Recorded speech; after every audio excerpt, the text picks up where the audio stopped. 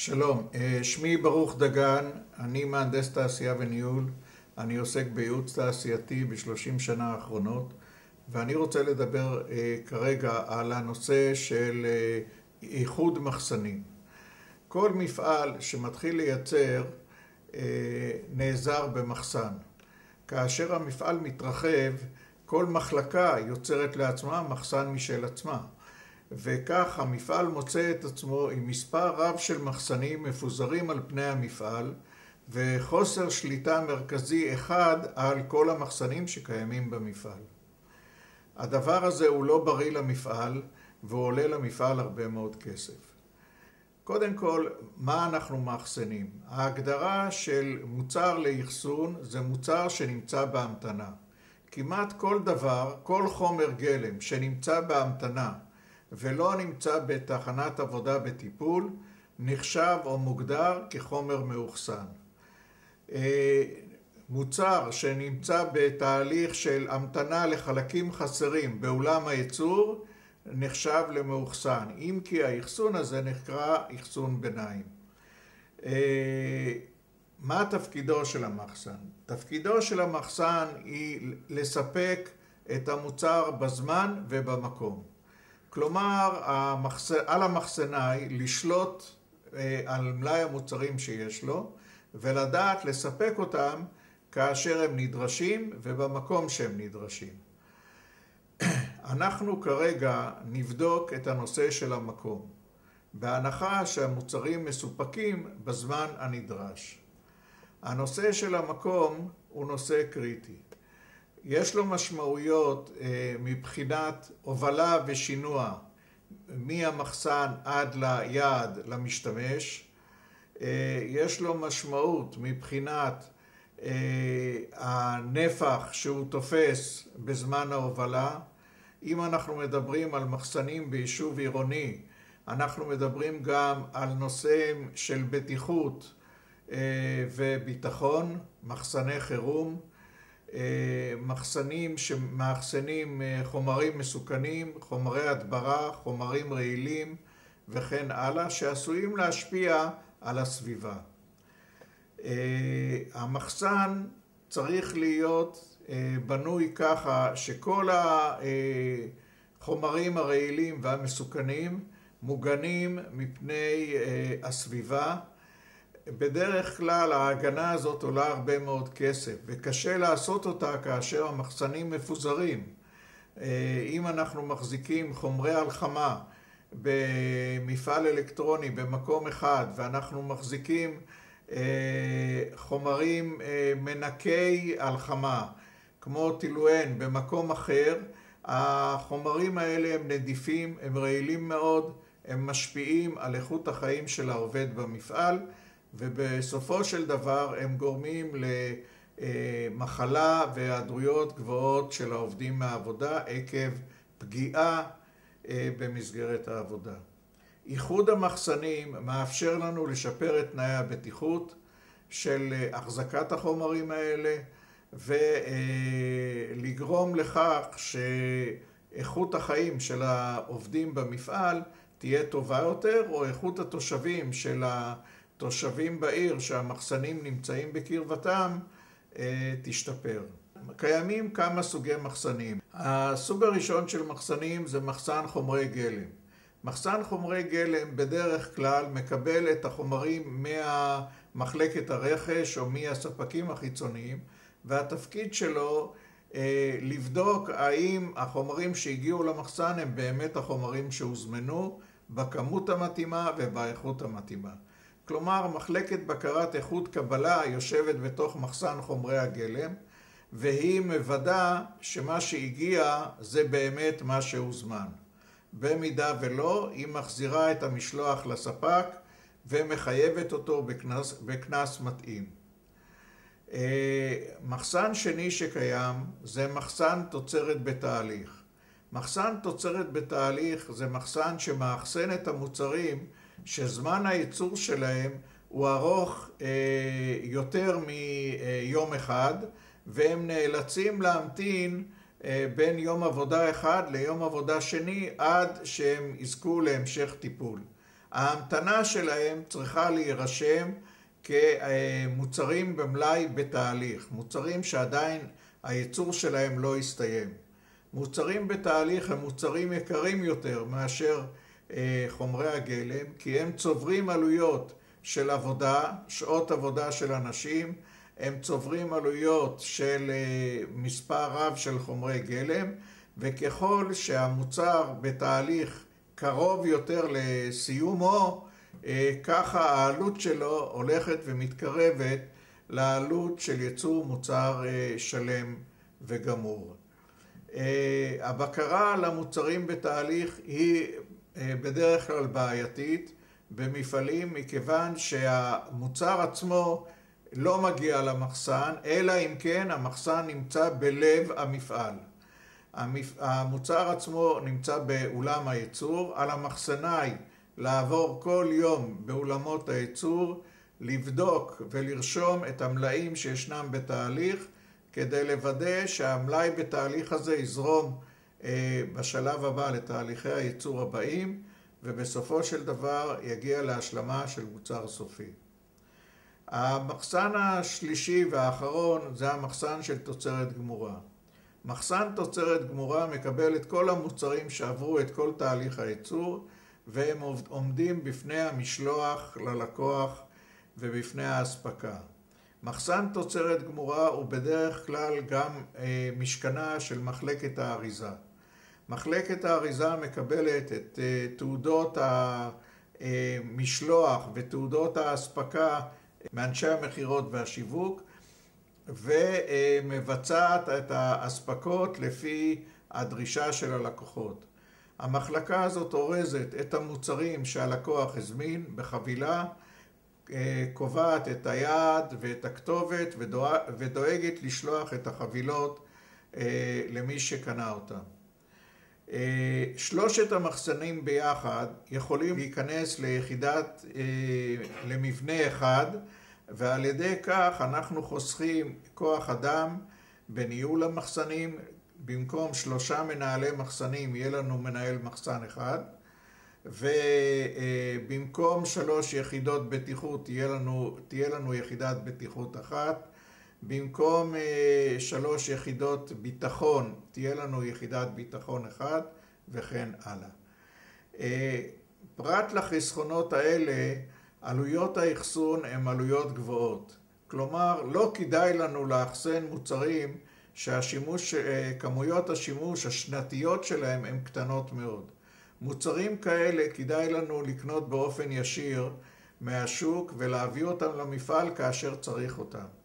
ההשקעה במוצר במחסן בדרך כלל נעשית מכספים שאנחנו לווים מהבנקים, כאשר הבנקים מחייבים אותנו בריביות מאוד גבוהות על הכספים האלה. כלומר, הכסף הוא מאוד יקר במקרה הזה. והכנסת מוצר למחסן שאיננו צריך להיות במחסן עולה למפעל הרבה מאוד כסף. כמו כן, יש במחסן הרבה מאוד פריטים שהם לא בשימוש. הפריטים האלה אנחנו מגדירים כמלאי מת.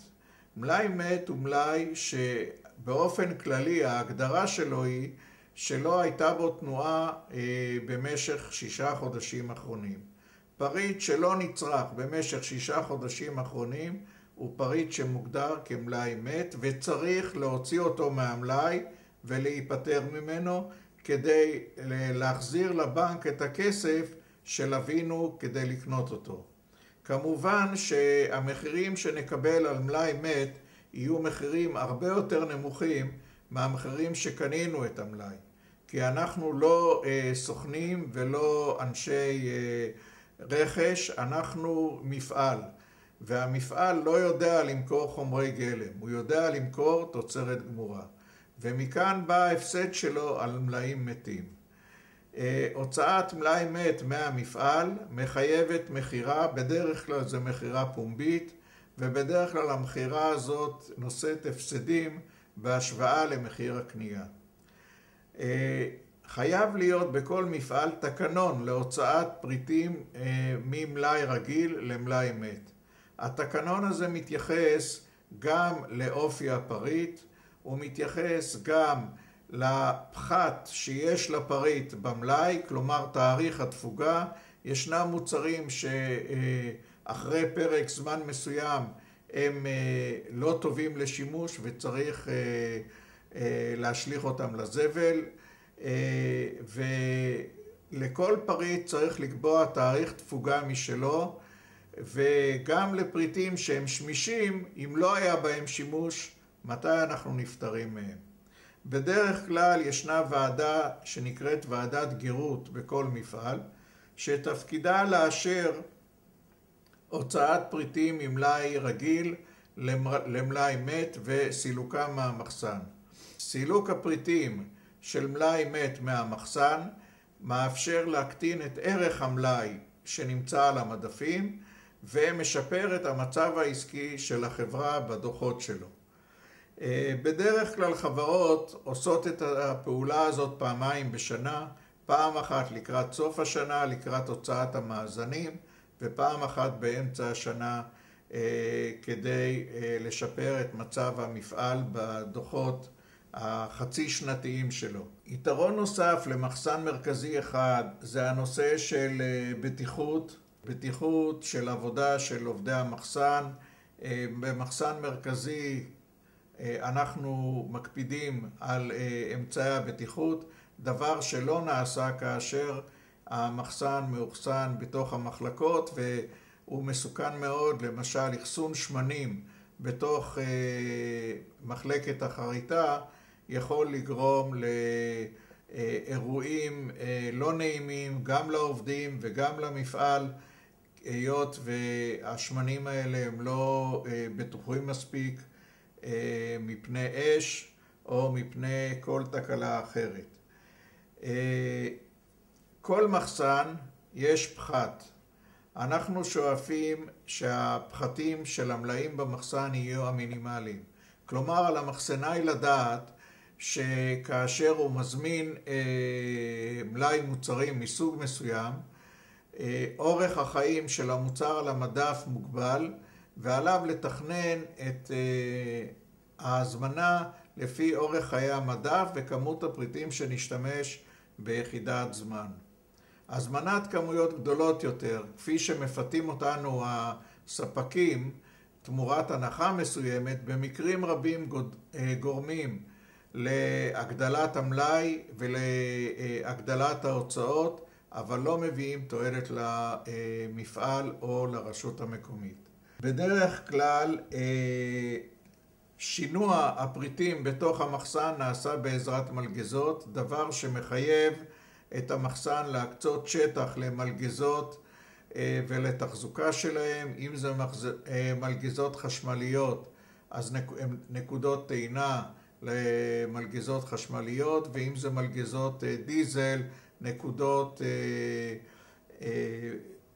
תדלוק לאותן מלגזות. כל מחסן בדרך כלל מחזיק יחידה נוספת, שזה מחלקת הרכש. מחלקת הרכש יושבת במחסן, והיא מתאמת את הזמנות הרכש לפי מצבי המלאי הקיימים.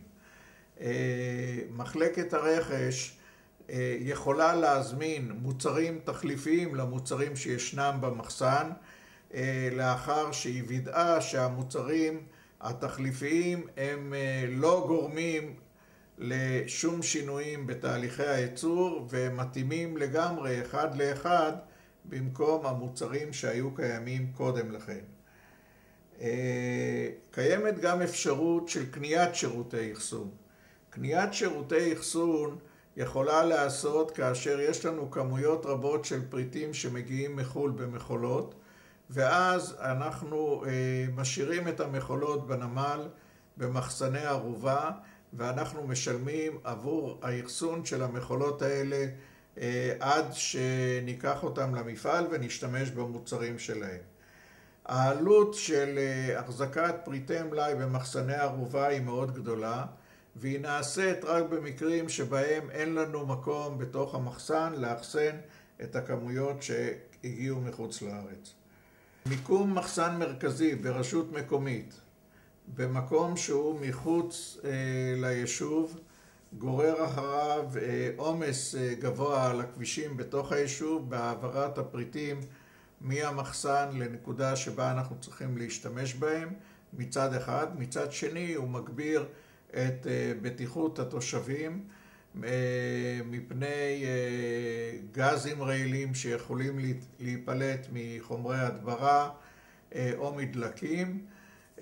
הוא גם מקטין את הרעש והסבל של התושבים כאשר המחסן עובד בשעות לא שגרתיות. בתוך המחסנים ברשות מקומית בדרך כלל יש גם בתי מלאכה. ברשות מקומית ישנם מחסנים לאביזרי צנרת שבהם מתקינים צנרת לתיקון של פריצות מים ודליפות ביישוב.